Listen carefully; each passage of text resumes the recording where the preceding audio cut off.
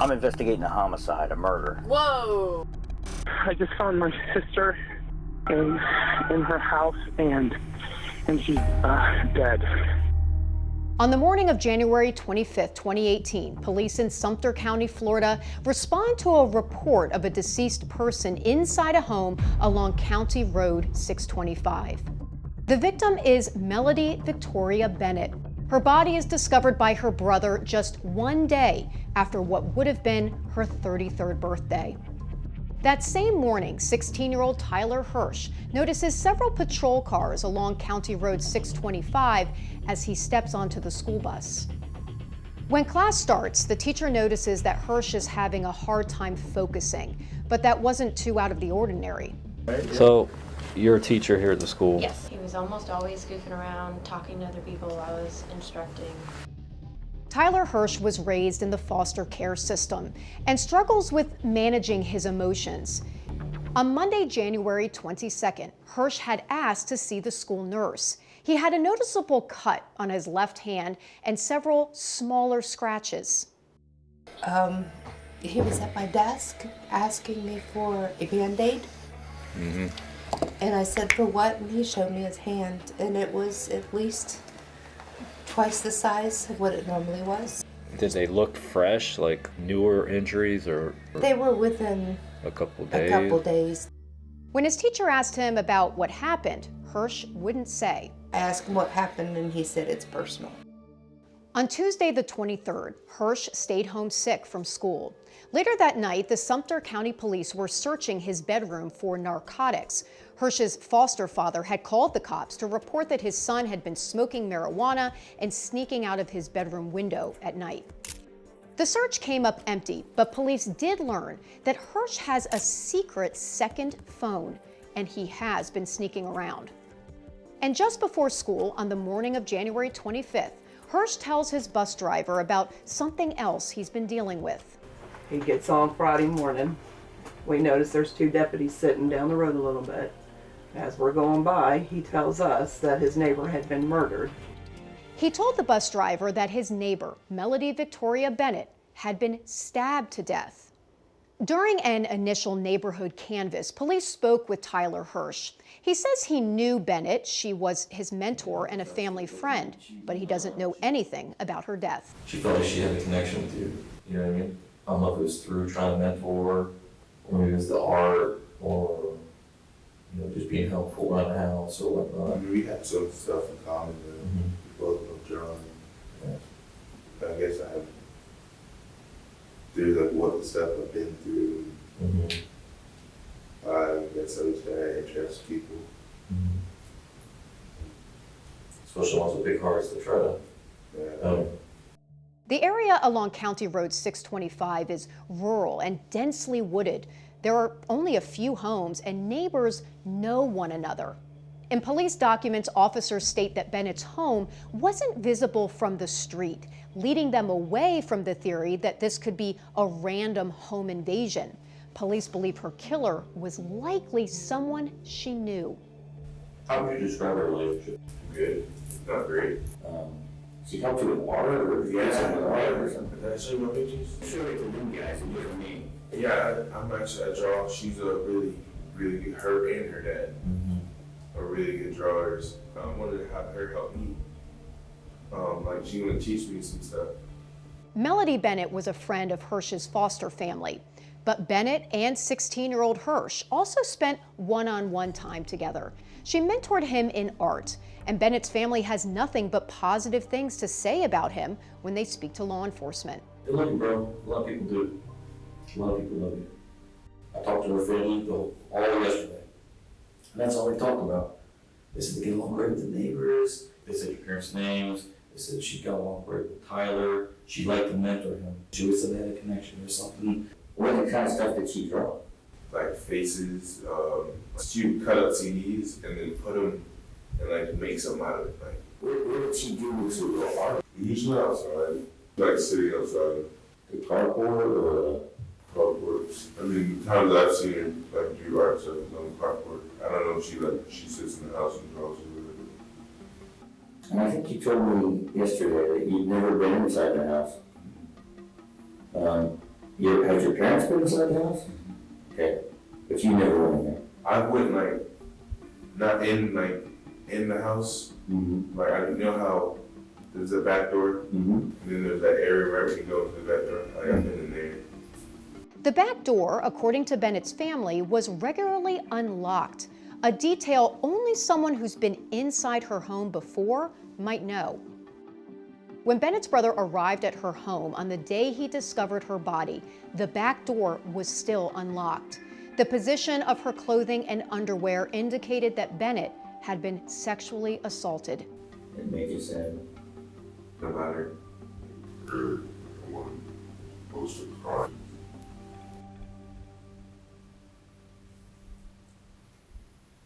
Your mom and dad, they talking about her much? Not really. My mom, she said something about it today. She was like, I hope they catch the person who did that. Yeah. What about you? You hope we catch the person who did it? Like, yeah. Do you know what happened? What happened? I was just asking if you knew.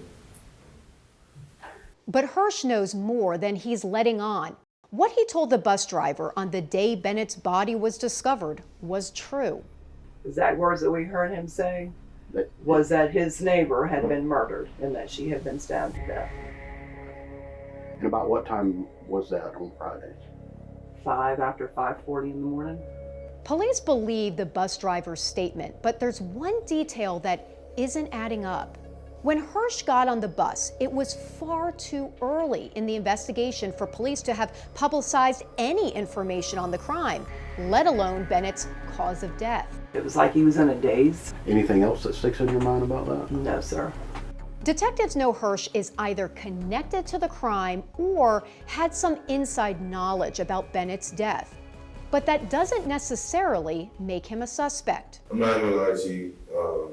I don't know if y'all heard the report about it or not, but my mom they had the cops come because I was smoking weed. Yeah, I heard that story. Yeah, what you doing for? I don't know. I do like when I go through stuff, I smoke. What stuff you been going through to make you want to smoke? Just be thinking about my family and stuff.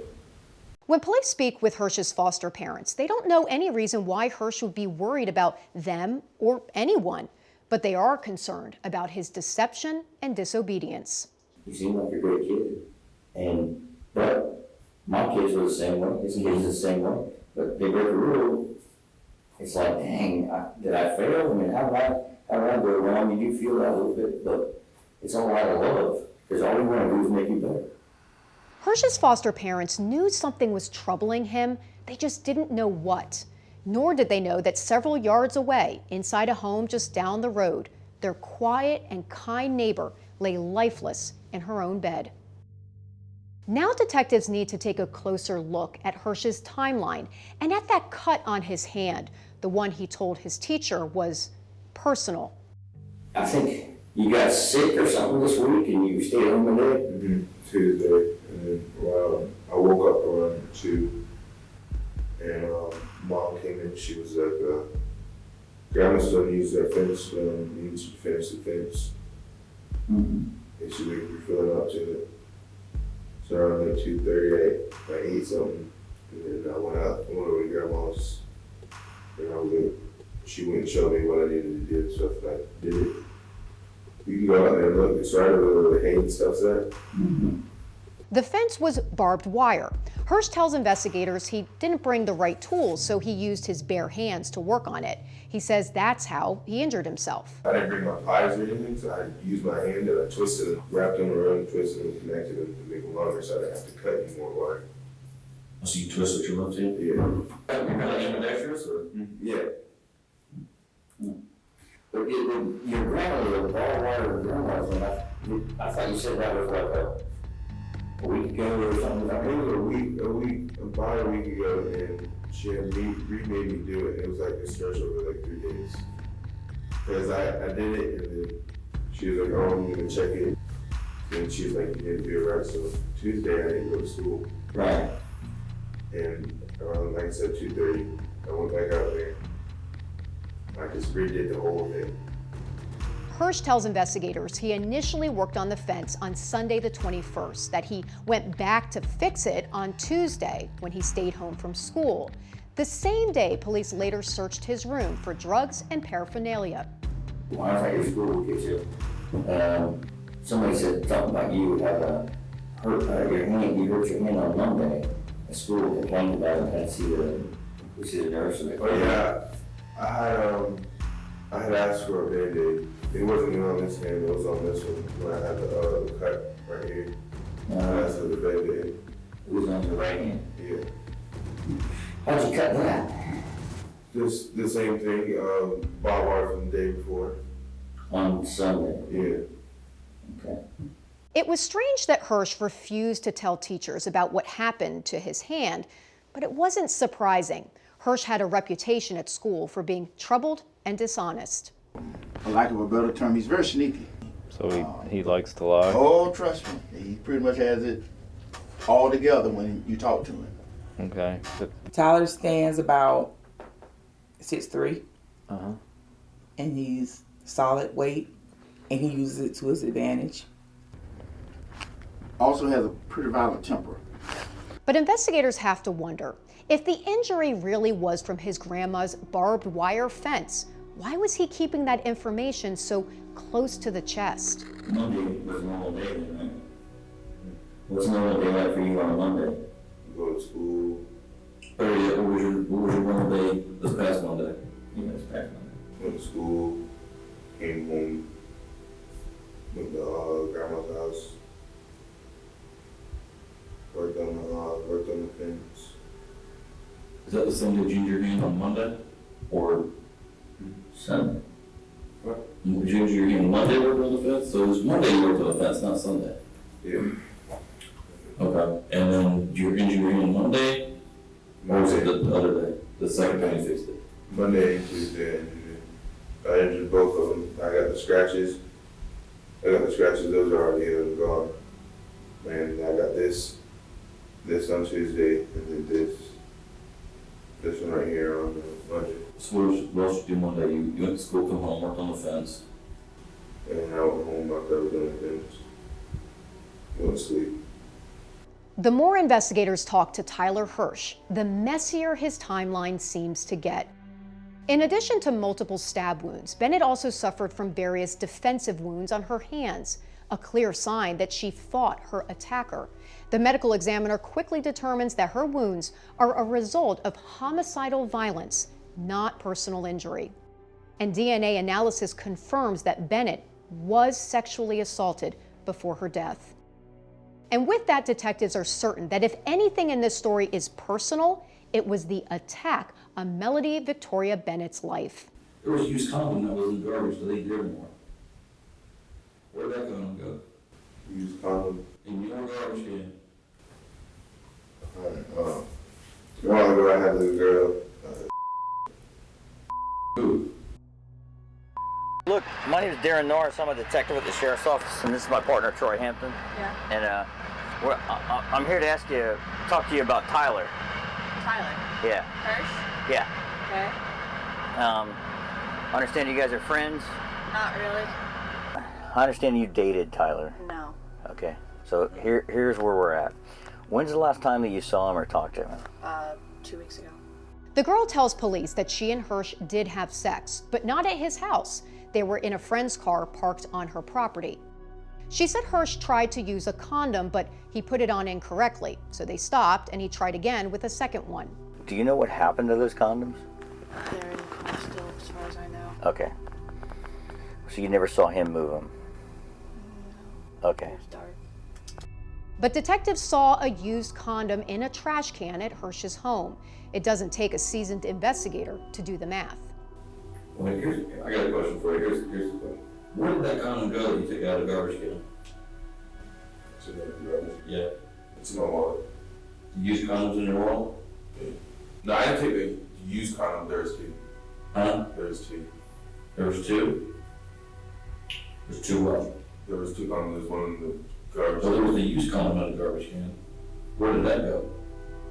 In the garbage. Because they saw it in the garbage can and then all of a sudden it's not in the garbage can anymore, which means someone got it out of the garbage can. And when that, Well, someone had a police over at their house looking for marijuana, he said, oh. No, I still got it. It's in my wallet. If you want, The used condom in the garbage. I never touched it again after I put it in the garbage can. The moved condom could have been a teenager hiding his sex life from his parents, or it could have been Hirsch trying to hide something much worse. All we care about is the truth, okay? And that's what we're asking these questions. Yes. I understand. We get to this point, and obviously, we got your story, we got your timeline and everything that you said up to this point, right? And obviously, there's some of those things in your story that just don't make sense. So it's up to you to help us understand these statements that just don't make any sense, right?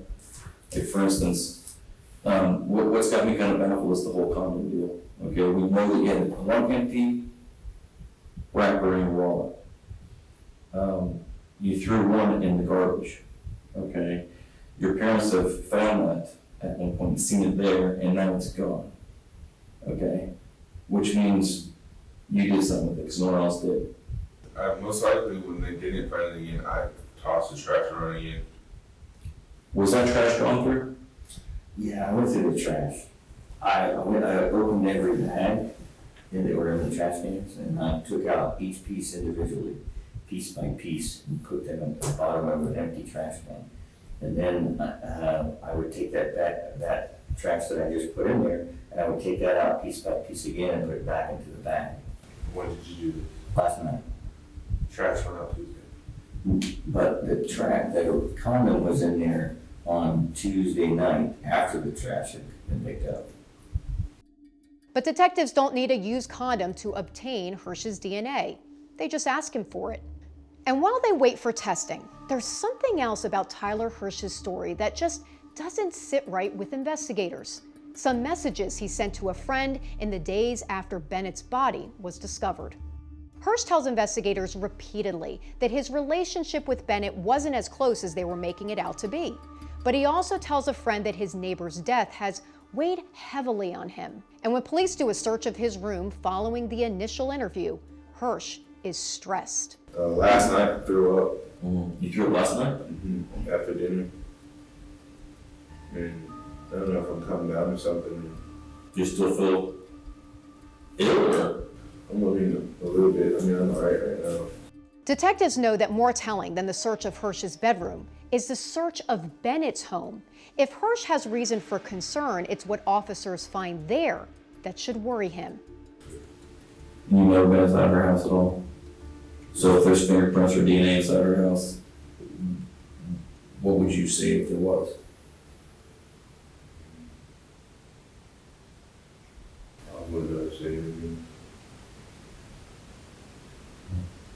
I wouldn't know why. I don't think it would be no.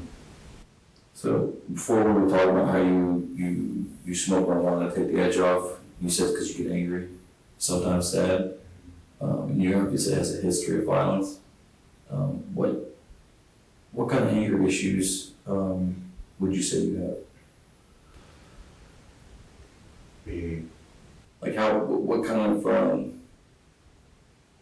What makes you mad? Yeah, what makes you mad? What gets you to that point? I don't want to be yelled at or like feel like treated unfairly. Okay. I'm just gonna ask you the question. Did you ever have sex? Yes, sir. Then, just a couple minutes later, Hirsch recants that statement. I was out in the back smoking and she had caught me. And she told me, I was like, please don't tell my parents, please don't tell my parents. And then she was like, what will you do for me? I was like, anything, I'll do anything. So I tell her. And that's when she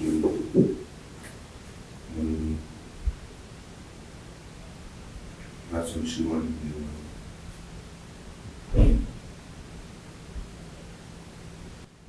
Wanted you to what? Do it with you. So you had sex with him? This is long. How old were you? 15. Hirsch's statement seems to be the only evidence of that alleged sexual encounter with Bennett. But there is other evidence of a much more recent encounter. A forensic analysis determines that Tyler Hirsch's DNA is a match for the DNA found on Bennett's clothing and underwear she was wearing when she died. They now have all the physical evidence they need to tie Hirsch to the crime. Why do you seem so sad right now? I'm just thinking about it.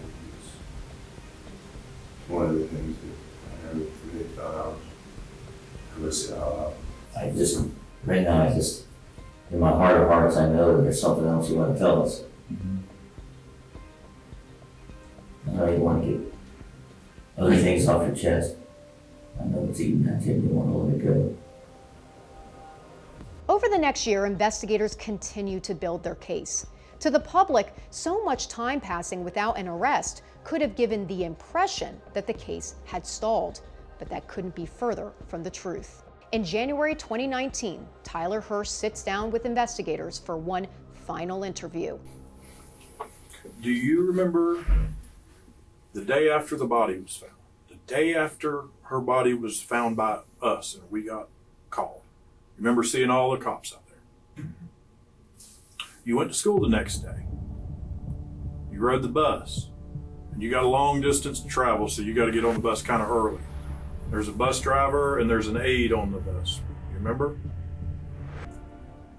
And when you got on the bus, they asked you what all the noise was about. Why is the cops here?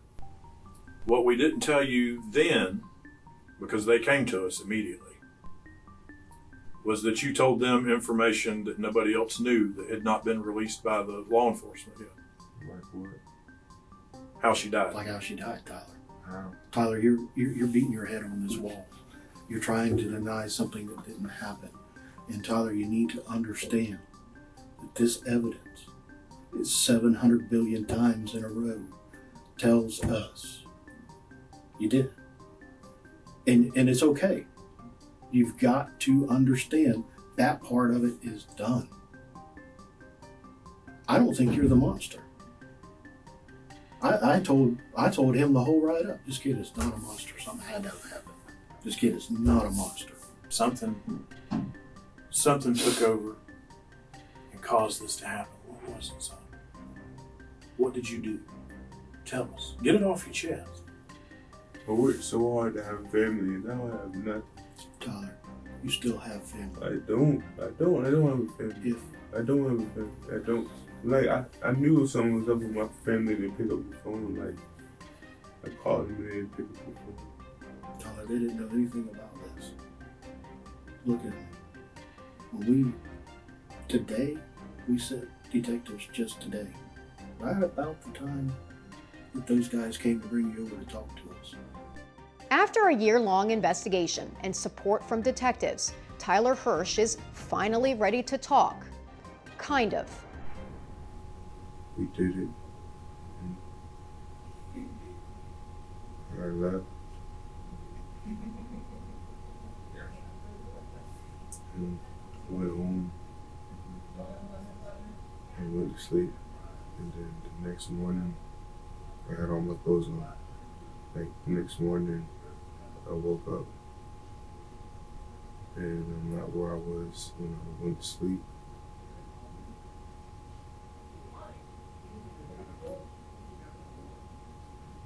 Because before I went to sleep, then I smoked. And then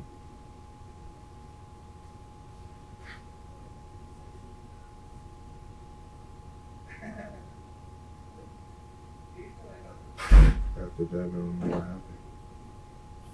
Did you go back to her house?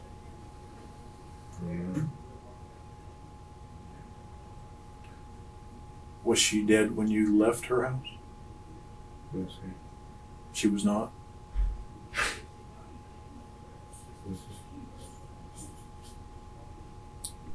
Tyler, look at me. Look at me, son.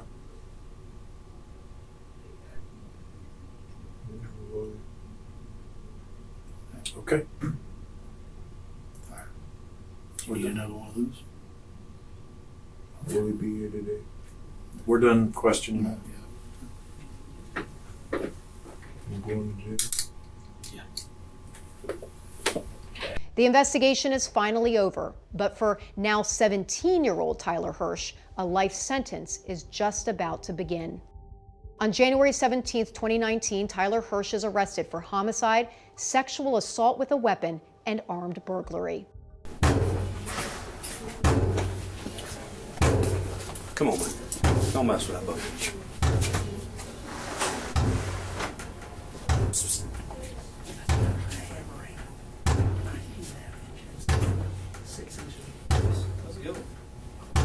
Hey, put your hand out so we can get you over here, Bubba. All right? Put this behind your back. Got the key. Stick this other one behind your back. Hold this. Got his head? Got his head? You got him? Yeah. Hold still, so I don't want to pinch you with the cuff. Hold still. Tyler Hirsch spends the next several years behind bars awaiting trial. In January 2025, 7 years after the murder of Melody Victoria Bennett, an officer finds now 24-year-old Hirsch crying on the floor of his jail cell. His knees are pulled to his chest and his neck appears grayish blue in color. On the floor beside him, a bedsheet tied into a noose and a piece of paper with writing on it. Hirsch tells the officer he's tired and doesn't want to live any longer. Tortured by the memory of the murder he committed, Hirsch takes an open plea deal and is sentenced to life at the Florida Department of Corrections. 1 life taken, 2 lives lost, and 2 families forever marred by tragedy. For Law&Crime Investigates, I'm Kristin Thorne.